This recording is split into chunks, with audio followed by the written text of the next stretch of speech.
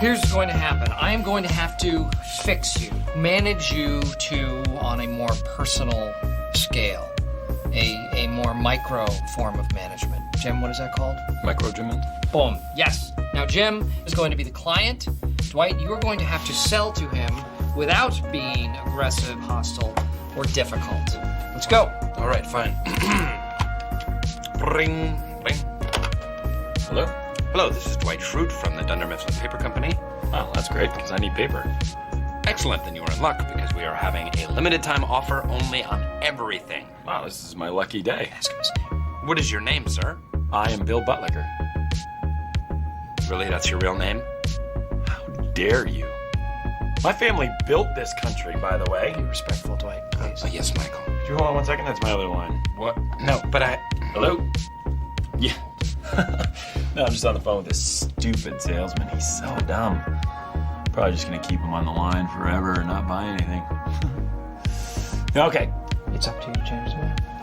Sorry, that was a family emergency. Oh no, what's wrong? You know what? That's private.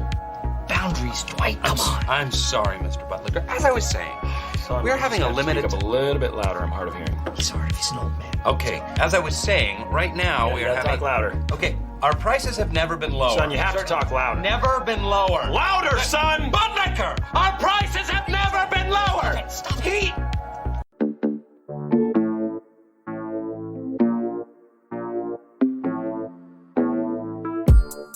Hey, what's up, everybody? This is Dave.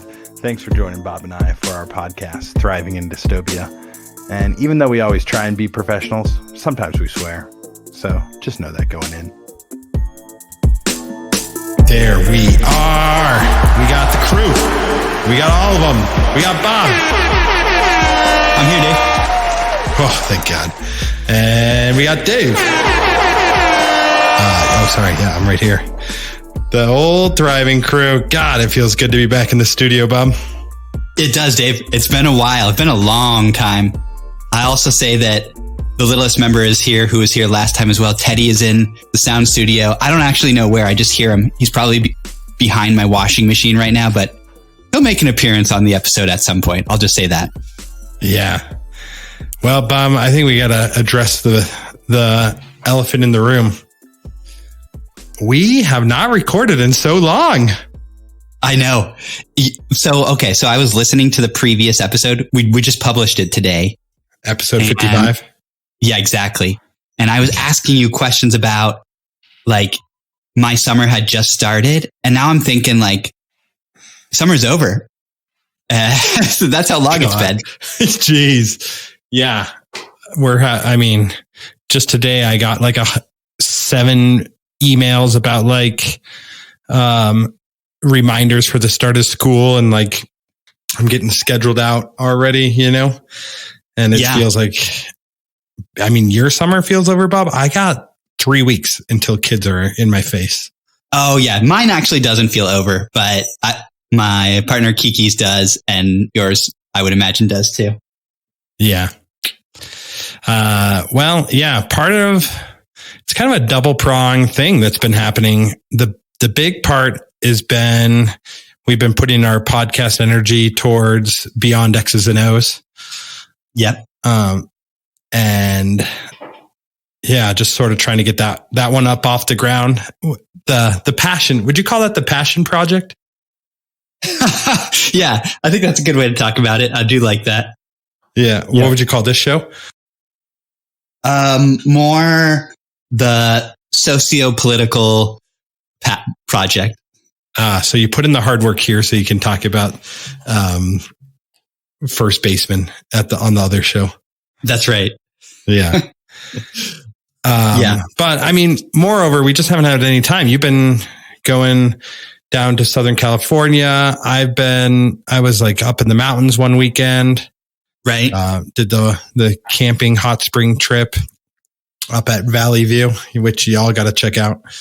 It feels like going back in time about 45 years. 45 years. Nice. I thought you were going to say like 100 years because Colorado mountain towns are all about 19th century gold rush. But yeah. So when you said 45, I'm like, oh, interesting. Okay. Yeah. Well, it feels like the 60s up there. like late 60s, early 70s. Like it's so hippied out, you know? I mean, it's like all nude. So it's like people just walking around with their bits out. And yeah, just like everyone has like that energy. I don't know if I told you this, but we ended up watching a proposal up there. Oh, it just like happened spontaneously around you? Yeah, it was pretty sweet. In that morning, some guy, this older couple said, 20 years ago, I proposed to her in this hot spring, and we come back every year for our anniversary, which is really sweet. And later that day, we saw a guy like get his guitar out and propose to his girlfriend. And I was like, dang, this is like a lot of energy going on here up in the late 60s, early 70s. It's so interesting. Yeah, that like there's a nexus of that's where people propose. There are places on Earth where proposals are highly likely, you know, if you go to those places. That's true. Yeah, I would say there's probably like a restaurant in Southern LA, you know, or sorry, Southern California, LA, where like if you get asked there, you're probably going to get a proposal. I feel like Julie proposed to me on top of a mountain, just a close mountain, one that we had hiked and ran up like 50 times. It was a pretty, felt like home, but also like total game changer. What about you? Where did you and Kiki propose to each other?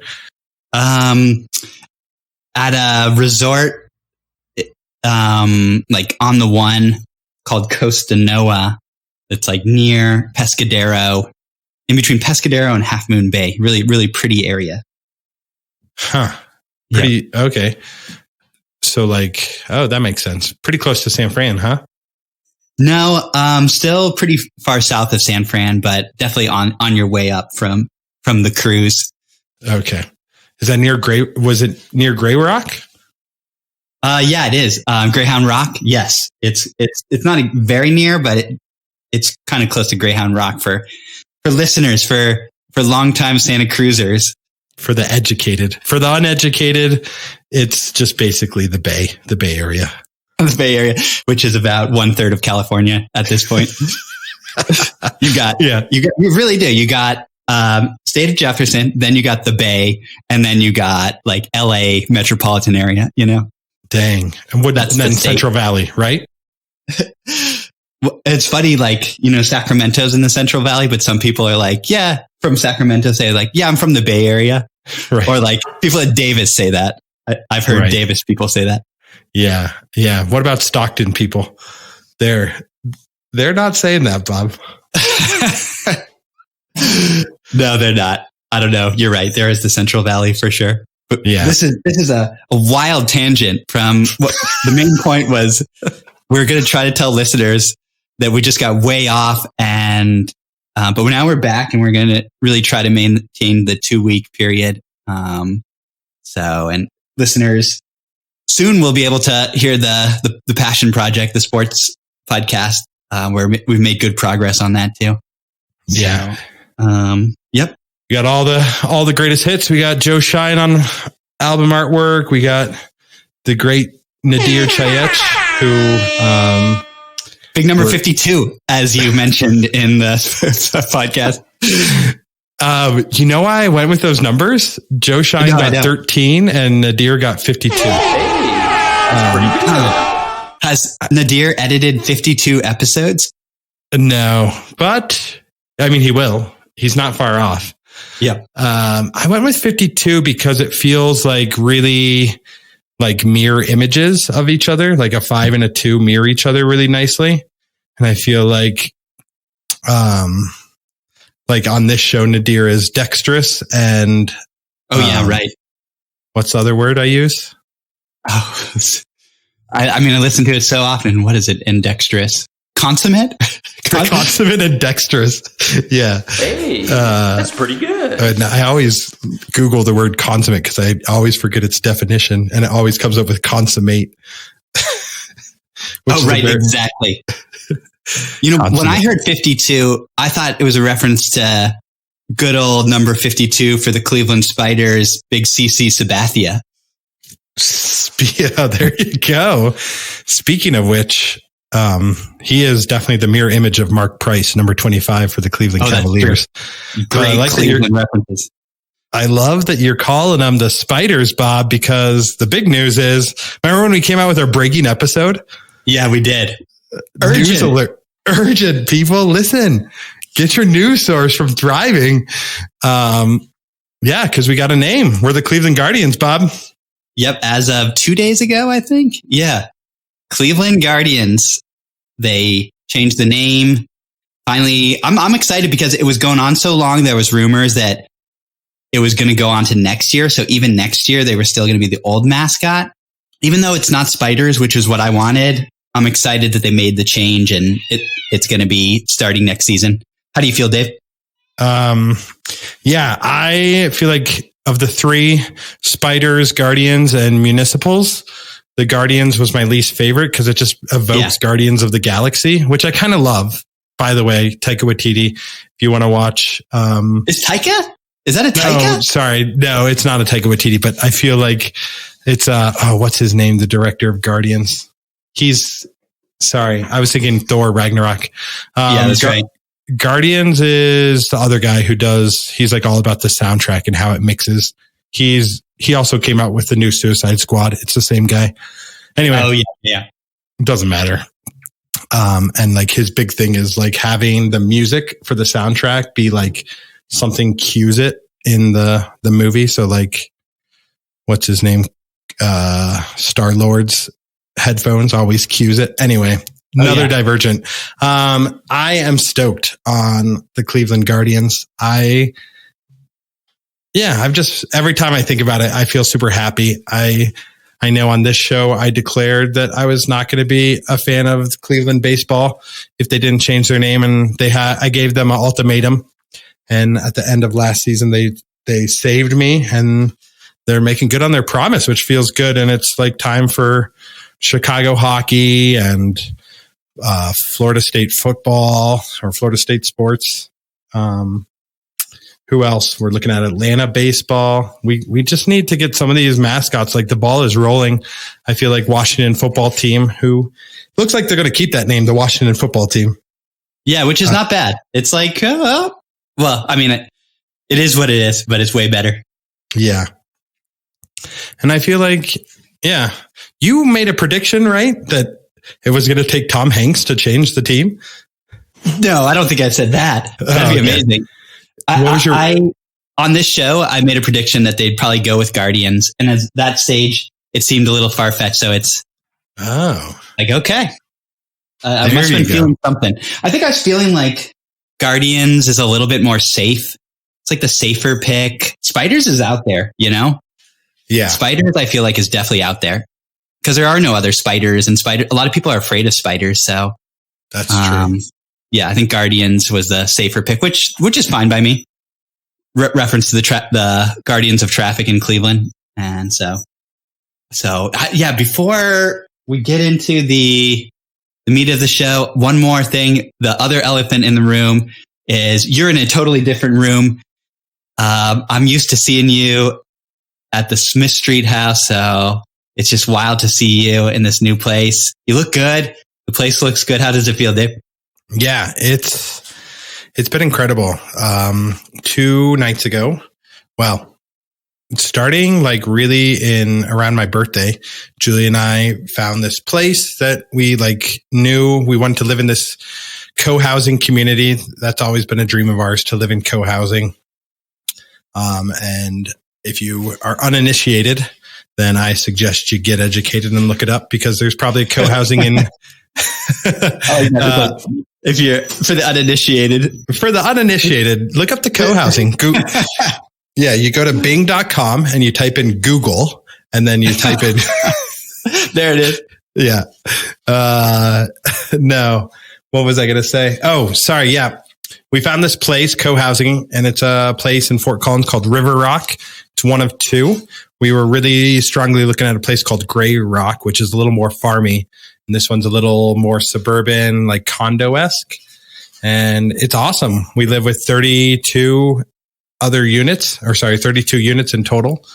And we've met a lot of neighbors, and it's just great. I had a plumbing problem earlier today, and this guy came upstairs and walked me through some of the things that he was thinking. And yeah, it's been a lot though. Moving is like one of the biggest stressors in life. I'd say probably in order it goes flying, then moving, then spiders, and then guardians.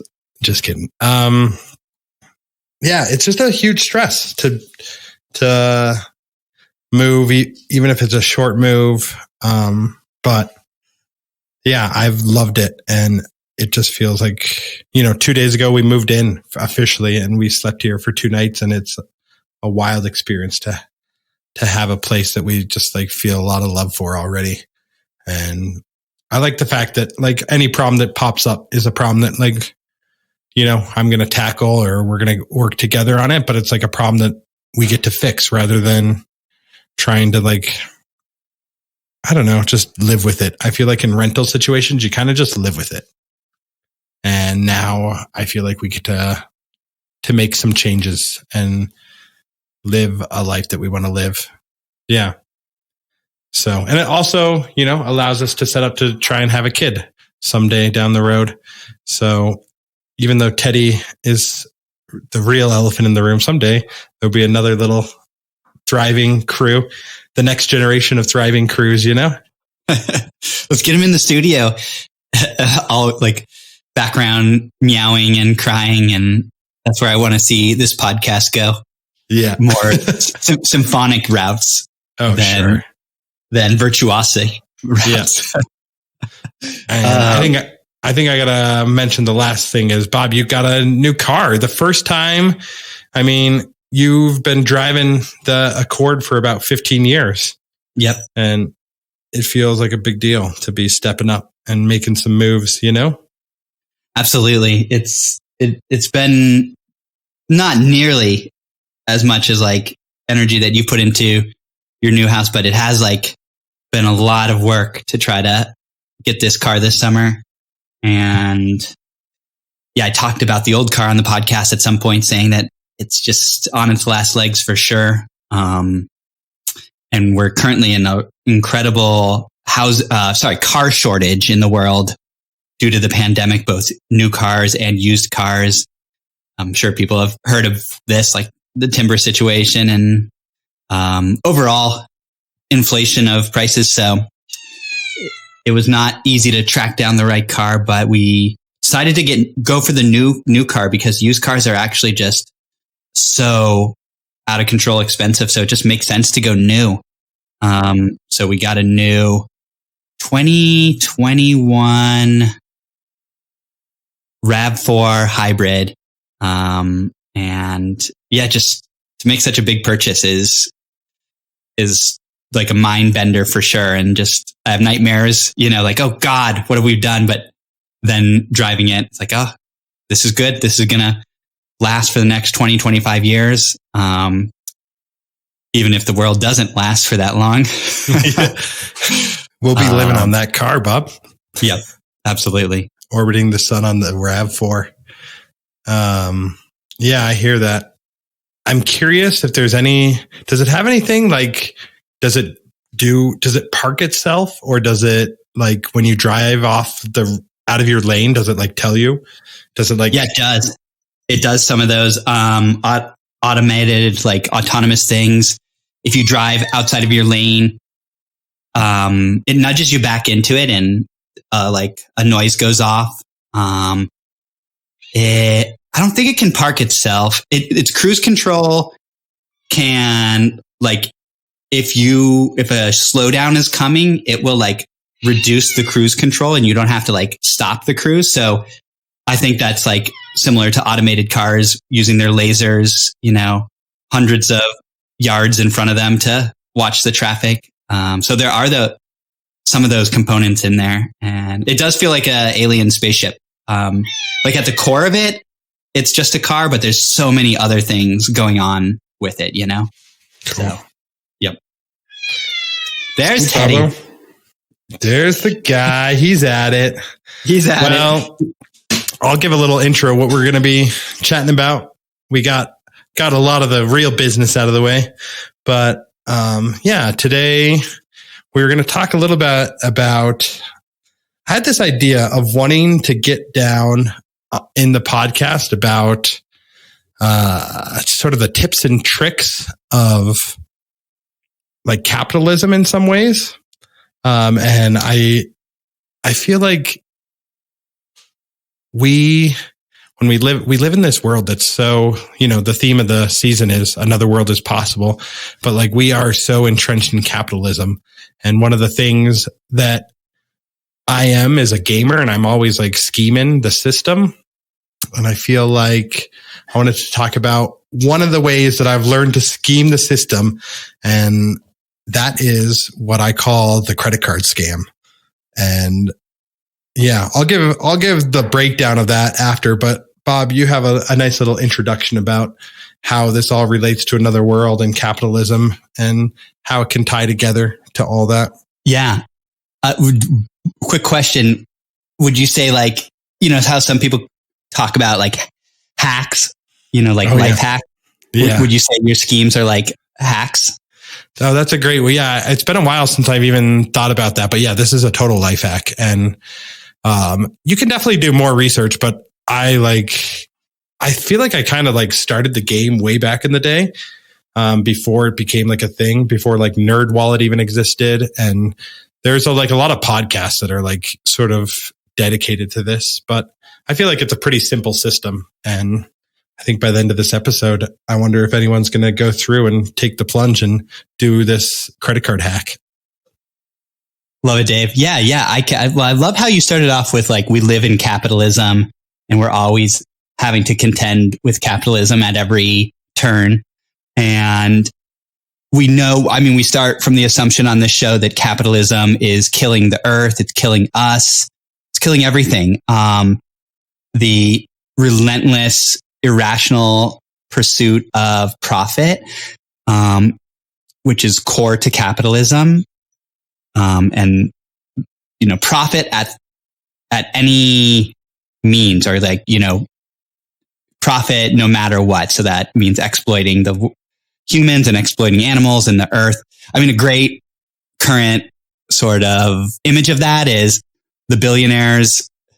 If I can bring in Daddy Bays again, building these rocket ships, and then, so many people dying of poverty and not finding housing, and people getting exploited at Amazon and Tesla, and but yet it helps their bottom line to be like going into space and like just that is capitalism.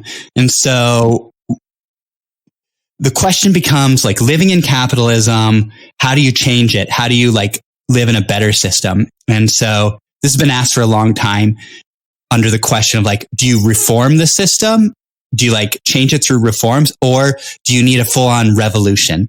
And Rosa Luxemburg, who is a pretty amazing 19th to 20th century German socialist who was killed for her activism eventually, wrote a book called Reform versus Revolution. And she basically makes the argument that you cannot reform capitalism. We must have revolution, because at the core of capitalism is exploitation of the workers in order that the capitalists can maintain profits and develop capital. So, and I agree with that. I think that makes a lot of sense from my observations of the world.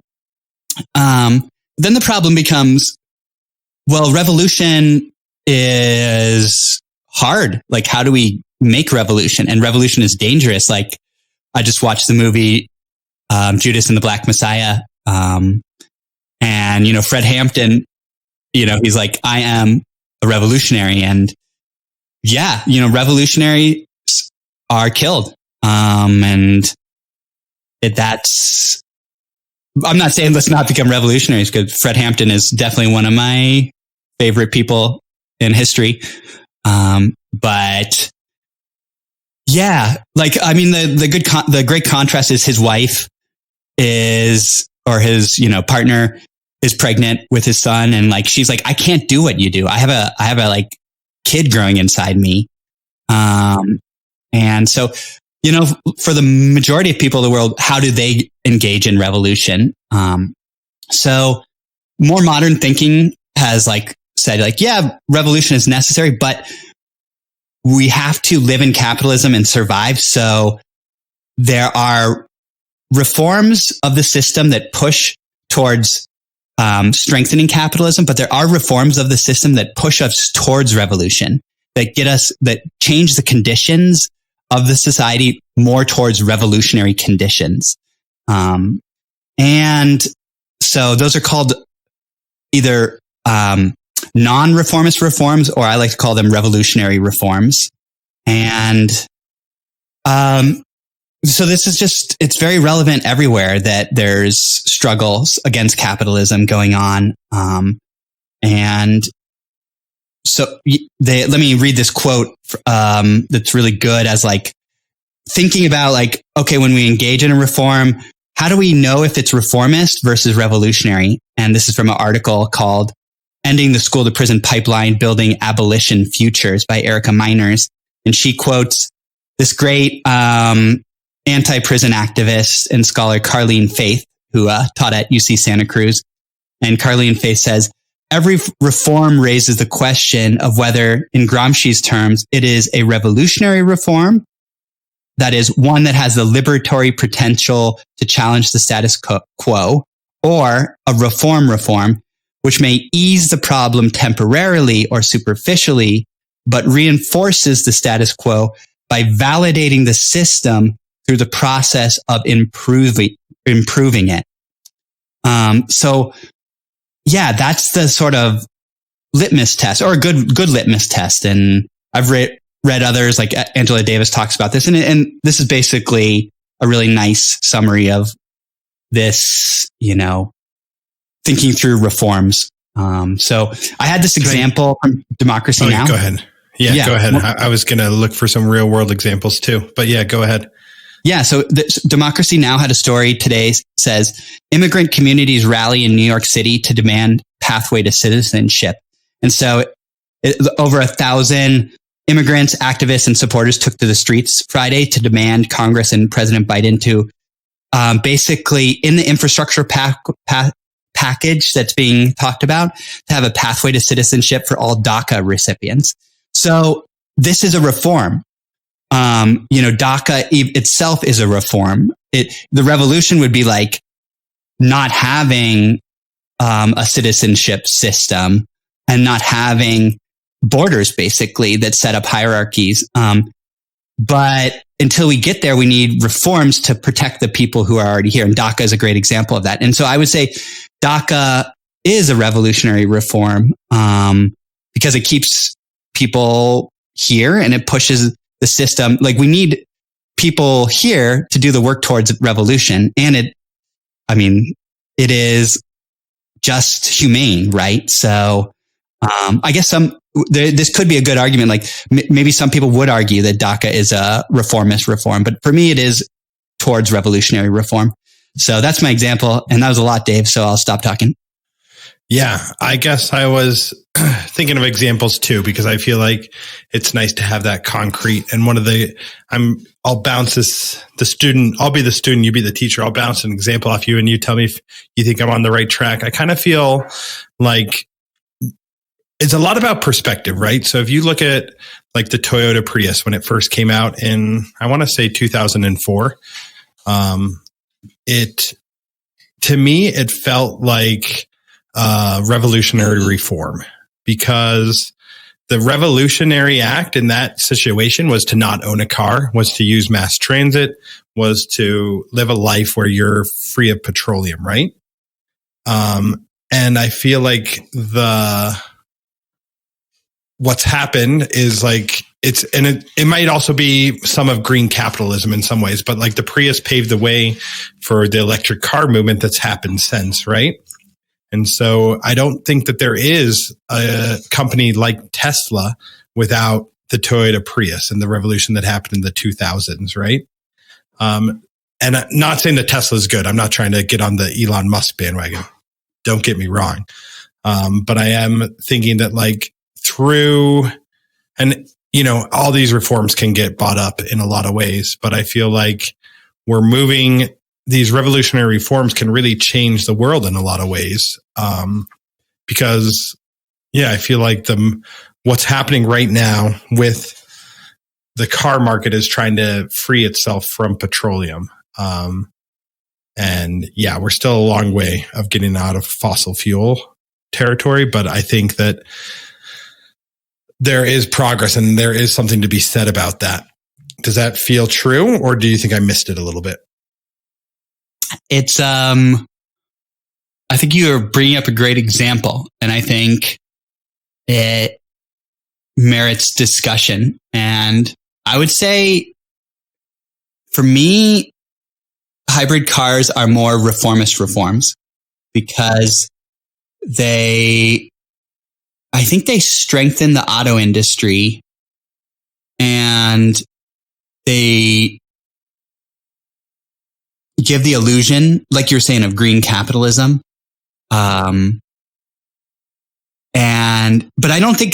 But I think you are right that having more electric cars is going to buy the world a little bit more time. So I do think that's important, but I don't think electric cars are a revolutionary reform, for me. So yeah, but what about back in the day? It's kind of in the middle. Yeah. Do you think that 15 years ago it was like from that perspective, or no? That's a good question. Remember Dan Winters, who's a very respected activist of ours, a family friend. He was so into getting a Prius. Do you remember that? Of course. And influenced our family in getting a Prius. Yeah. So maybe. But then I also remember South Park came out with this episode making fun of Priuses, like only middle class people in San Francisco who like the smell of their own farts buy Priuses. That's true. I think there's something about cars because they're so expensive that they're just not, it's hard to argue for them. And the whole idea of cars, beyond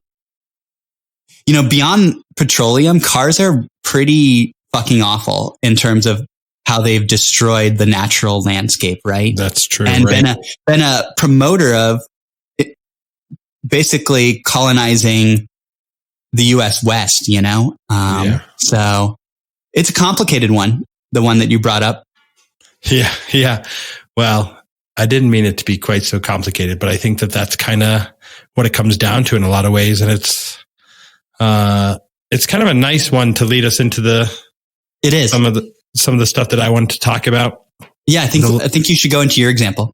Yeah. So for me, I wanted to give this also stems from right around 2007 when we were really trying to understand how do we live in a capitalist world while trying to change capitalism.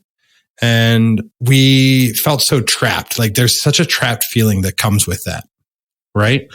You just realize that everything you do in some way is propping up capitalism but totally taking yourself out doesn't feel like the right solution either, because then you're not really affecting change.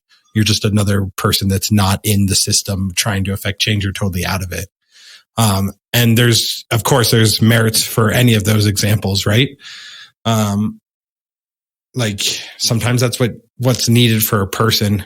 But one of the things we came across during this time was this little tiny book called A Better World Shopper, which in some ways was just trying to use the idea of the fact that we all spend money, that we're all in this capitalist game, and how can we use the money that we spend to affect a better world, to make a better world shopper guide. And and this is back in 2007, but one of the examples I remember was buying your toothbrush from a company named Preserve rather than buying it from Colgate. So Colgate got an F, and I think it's called Preserve. Is that right, Bob? That sounds familiar. Yeah. Yeah. I know Tom's of Maine was another one in that A category. Oh, but that's a great example. Tom's of Maine was an A company, but they've since been bought up by one of the big toothpaste brands, and I'm pretty sure they got bought up by Colgate. So they've like kept their autonomy, but all their money, they're still doing things in a much more earth friendly way. Like the people that are in the Tom's of Maine company are like, it's better to buy Tom's of Maine toothpaste because they're probably like carbon offsetting. They're probably using less plastic in their toothbrushes. They probably make bamboo toothbrushes. They are using no pesticides in their products, right? But all their money goes towards Colgate. And that's like the big issue. Like these subsidiaries, like every company ends up, Ben & Jerry's got bought out by Dryers, right? So even though Ben & Jerry's makes a great ice cream and, they try and do really good stuff for the world, and they'll employ people. I know that the people that make the brownies in, chocolate brownie chunk, they're like ex-cons. And so it's like an ex-con baking factory, but nonetheless, all the money ends up going to Dryers anyway. So it's like, how do we affect change? And I know that we really struggled with the idea of the banking systems. And I remember vividly, when we were reading this Better World Shopping Guide, they said if you only do one thing, it's change where you bank, because and we saw this effect really strongly in the economic, what's it called? The economic bubble bursting of 2009. Is that right? It's called the recession. Yeah. Thanks, Bob. Yeah. And the housing market bubble burst. I don't know, whatever. Yeah. Anyways. Yeah. Yeah. Okay. Sorry about that. And no, you're good. It's called an economic recession. Anyway, yeah. And we saw this happen with what was happening with these subprime mortgage lending and all this shady stuff. And then the banks were selling all these mortgages, and all of a sudden you end up with this horrible situation where we're having to bail out all these big banks. And it's what can we do? And one of the big things that came up was, let's put our money from these big banks like Chase or Wells Fargo, and let's get them into local credit unions. That was the best spot, right? So that was one of the things that Julie and I were looking at when we got our house, was we wanted to take our mortgage out from a local company. So we did a credit union, because, we're going to end up making that credit union $150,000 over 30 years. So it's better to do it with a local company. And rather than a big bank. So I think I got to get into this. And one of the things that came up for us was how can we take advantage of these bigger banking systems? And this was the credit card hack. And I'm just going to give you guys the 3 tips that you need to do every time. And I'm going to give you some of the worries, and I'm going to give you all some of the where to look for it, right? So the basic idea is that a credit card will give you this huge incentive to open up a credit line. And sometimes these incentives can be worth $1,000. And so if you can take advantage of these incentives, I see this as, taking it to the credit card or to the big banks and taking $1,000 out of their pockets and putting it in your pocket, right? And so these incentives can range and vary depending on the credit card, but we have opened up a lot of different credit cards over the years, and we've used these benefits to fuel our traveling and hotels and big purchases. And it's been a pretty incredible thing. Julie and My's honeymoon was one of the big goals for our honeymoon, was to have it be completely paid by the credit cards, right? So our flights to Japan were all from credit cards, incentive bonuses. And then we stayed in hotels, and that was all incentive bonuses. And we had $500 to spend over the course of like 10 days. And so it was like a completely free trip paid for by Chase and United, which was pretty cool. Yeah, but I just want to give you the 3 tips that you got to do. Otherwise, you're going to end up giving the banks money back. And you got to think of it like a game and have your gamer mindset on. But the number one thing you do is every month that you get your credit card bill, you got to pay it off every month. You can't ever accumulate debt, because then you're going to be paying interest on the debt that you've taken out. So whatever you spend on your credit card, you got to be sure that you can pay it off. The number two thing that you got to do is you got to close your account within the year. So usually after a year of having your account open, you're going to end up having to pay a big annual fee. But usually they'll give you the first year free, or you'll pay like $50 or $100. But if you keep that credit card open, you're not going to end up making money. And the last thing, which is the most important thing, is don't buy shit that you don't need. If you are buying stuff because you're like, oh, I got to make my incentive bonus, I have to make my, don't ever purchase something that you don't need. Just stay within your own habits. And because if you're doing that, then you'll be safe and you'll have a way out. So if you pay it off every month, you make sure that you close it after a year and you don't buy stuff that you don't need, you're going to be fine. And you're going to end up making a ton of bonuses, and you'll be able to bank them a lot. And I have done research over, like, people have asked me, does that ruin your credit line? Like, if I wanted to buy a house or adopt a child, or, just like have good credit scores, credit scores will be affected a little bit by how many credit lines that you open. But the biggest way to make sure that your credit stays high is you need to have a credit line that's been open for a long time. So for instance, I have a credit line that's been open for like 15 years now, and that's been solid. And, so it will up and down. It will go up and down, but really your credit score only looks back a year to see how many credit lines you've opened up in the last year. And the more that they expect that you open up 1 or 2 a year, but like if you're opening about 5 a year, then your credit score is going to go down, but it will bounce right back up.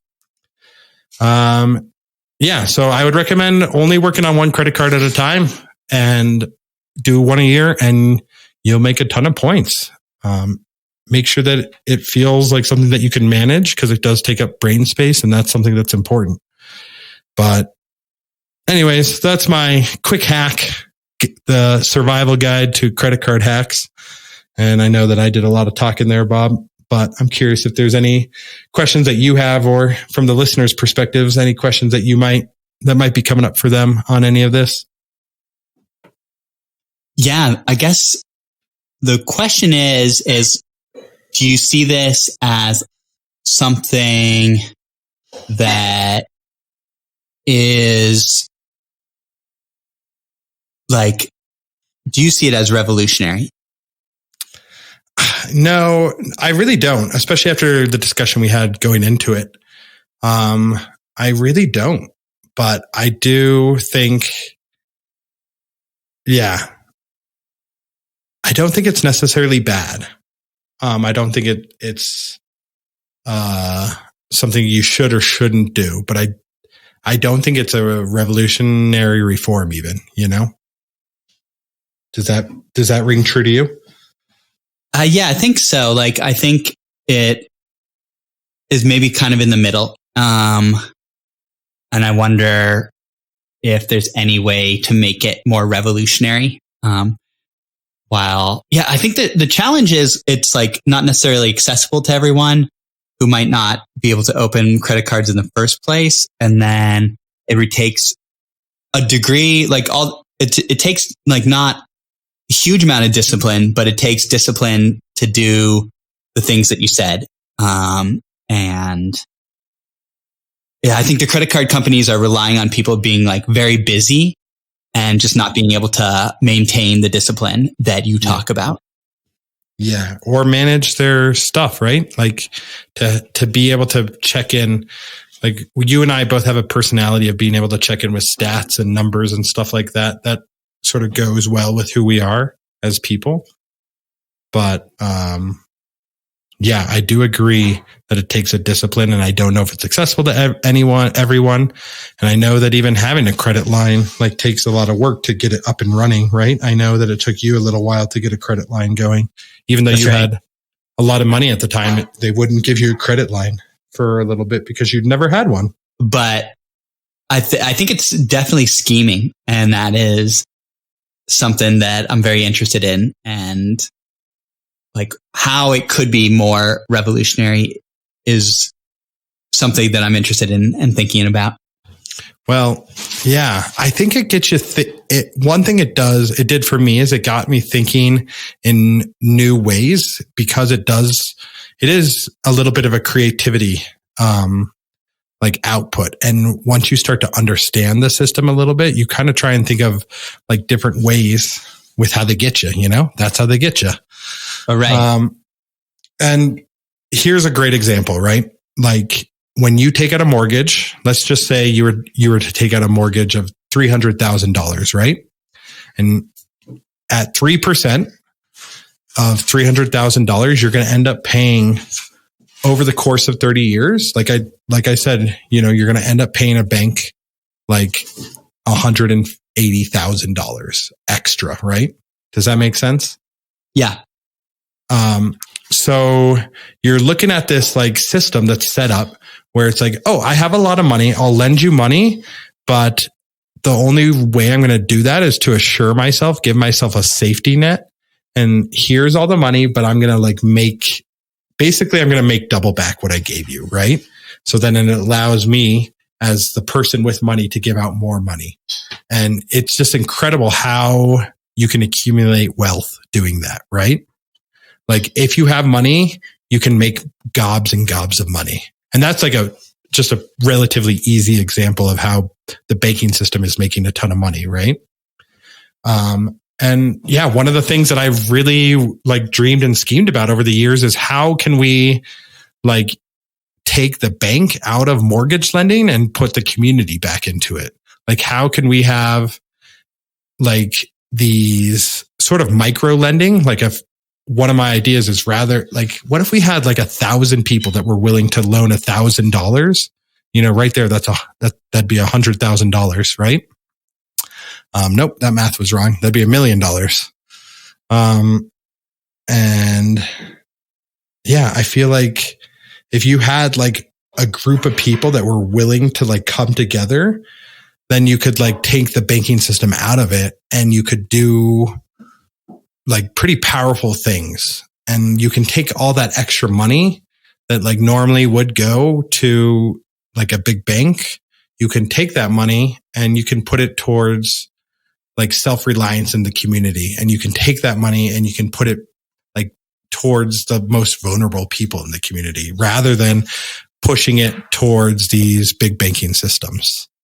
And that's like one of my big dreams and schemes that I want to try and accomplish with how to like, and I know that there are micro lending companies, but I really want it to be like grassroots and community based to have these, because I know that like the housing market that you're in right now, Bob, like if you even want to talk about buying a house on the coastal California, like you're looking at $500,000 like starting, right? And like the average price closer to 750,000. And it's like, that is unrealistic for the vast, vast majority of people, but like to make that down payment. But like a lot of people might be able to make, make the rent payment or the mortgage payment, but they won't have the money to accumulate that wealth of the down payment. So I feel like if we can solve some of those issues, we can start, I don't know. I feel like that feels like a more of a revolutionary reform than the credit card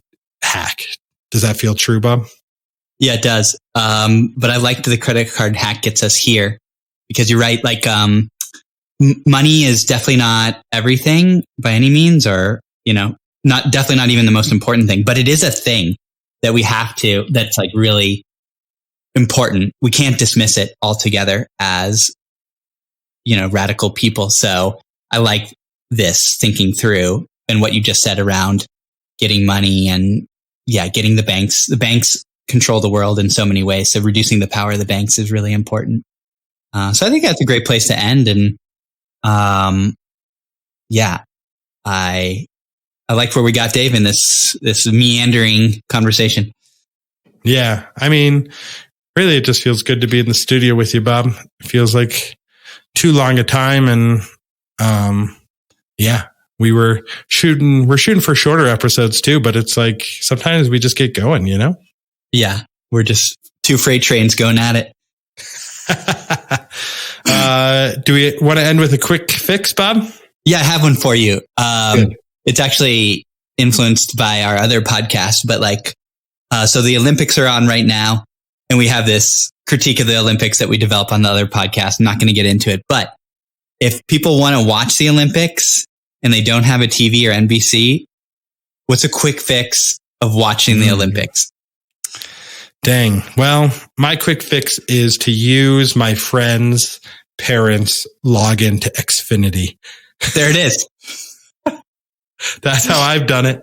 It's just a quick fix. I'm not going to give out any passwords, but I guarantee you that you have a friend that has a parent that subscribes to an Xfinity and they don't even know that they get free TV through the internet.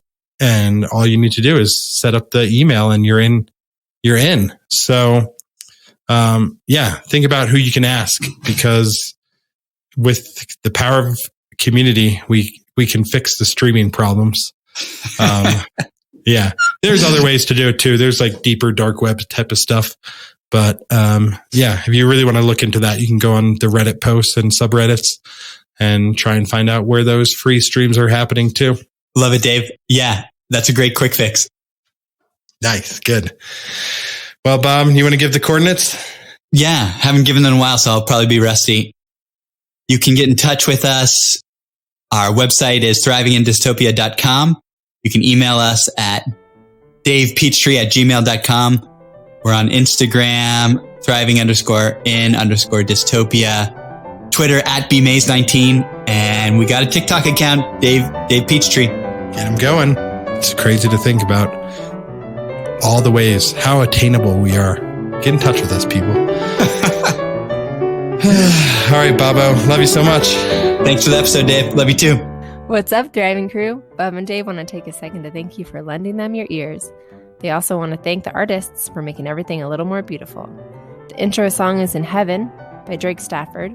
Our audio is edited by the consummate and dexterous Nadir Chayech. Web design by Chris the Mixer Sawyer. And of course, visual art is by the prolific and enigmatic Joe Shine. Our new outro song is Bach's Goldberg Variations, Variato 3-1 by Kimiko Ishizaka. Thanks for listening.